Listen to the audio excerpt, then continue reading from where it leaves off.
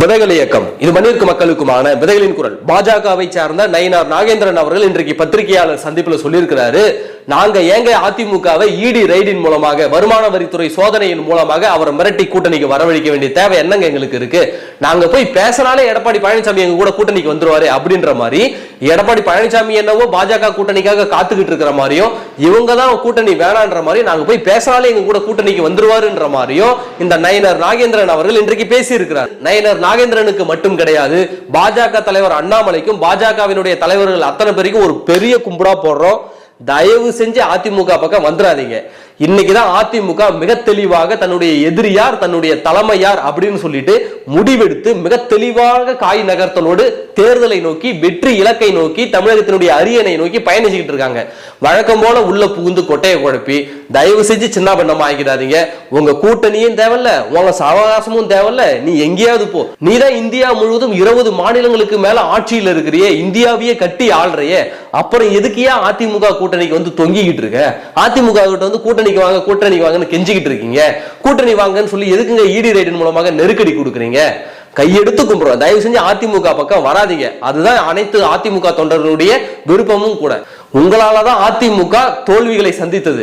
உங்களை தூக்கி சுமந்ததால் தான் உங்களுடைய பாவங்களையும் சுமக்க வேண்டிய தேவை ஏற்பட்டது. போன நாடாளுமன்ற தேர்தலில் கூட எப்படியாவது கூட்டணிக்கு வாங்கன்னு சொல்லிட்டு அமித்ஷா அவர்கள் சென்னையில வந்து உட்கார்ந்து குருமூர்த்தி அவர்களை தூது விட்டு எடப்பாடி பழனிசாமி கிட்ட கேட்டும் கூட எடப்பாடி பழனிசாமி அவர்கள் மிக தெளிவாக மறுத்து விட்டார். உன் கூட கூட்டணி கிடையாது, உன் கூட ஒட்டும் கிடையாது, உறவும் கிடையாது, உன் சவகாசமே வேணாடா சாமின்னு அமித்ஷாவை கூட சந்திக்காம அப்படியே விரட்டி விட்டுட்டாரு எடப்பாடி பழனிசாமி. அப்ப பாஜக கூட கூட்டணியிலன்னு மிக தெளிவாக பல முறை அதிமுக தலைவர்கள் சொன்ன போதும், அதிமுக முன்னாள் அமைச்சர்கள் சொன்ன போதும், எடப்பாடி பழனிசாமி அவர்கள் சொன்ன போதும் மீண்டும் மீண்டும் நாங்க கூட்டணிக்கு விருப்பப்படுறோம், கூட்டணி எங்களுக்கு வேணும்னு எதுக்காக தொங்கிட்டு வரீங்க? இந்தியாவையே கட்டி ஆளக்கூடிய நீங்க எதற்காக அதிமுகவினுடைய காலடியில வந்து நிக்கிறீங்க? எதற்காக அதிமுகவினுடைய தயவை எதிர்பார்க்கிறீங்க? நீங்க தான் இந்தியாவையே ஆளக்கூடியவர்களாச்சே, தனிச்சு நில்லுங்க.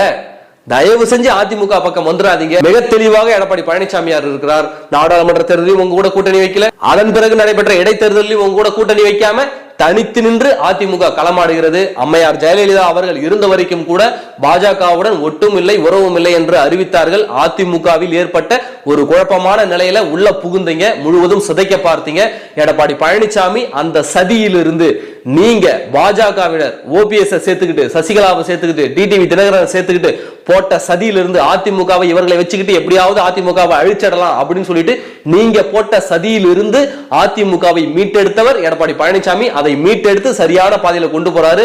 வாங்க கூட கூட்டணி சேர்ந்தா அதிமுகவுக்கு நிச்சயம் அழிவுதான்னு எடப்பாடி பழனிசாமி அவர்களுக்கு மிக தெளிவாக தெரியும். அதனாலதான் நாடாளுமன்ற தேர்தலையும் அவங்க கூட கூட்டணியில மிக தெளிவாக வெளிப்படையாக அறிவித்து தோற்றாலும் வென்றாலும் அது தனித்தன்மையோடு நின்றுதான் நாங்கள் வெற்றி பெறுவோம் அல்லது தோற்போம் சொல்லிட்டு எடப்பாடி பழனிசாமி அவர்கள் மிக தெளிவான உறுதியான முடிவோடு இருக்கிறார். இனி ஒருபோதும் பாஜக தலைவர்கள் தயவு செய்து எடப்பாடி பழனிசாமி கிட்டயோ அதிமுக கிட்ட இருக்கிறவங்க கிட்டயோ கூட்டணியை பத்தி தயவு செஞ்சு பேசாதீங்க. உங்களுக்கு பெரிய புண்ணியமா போகும். நன்றி.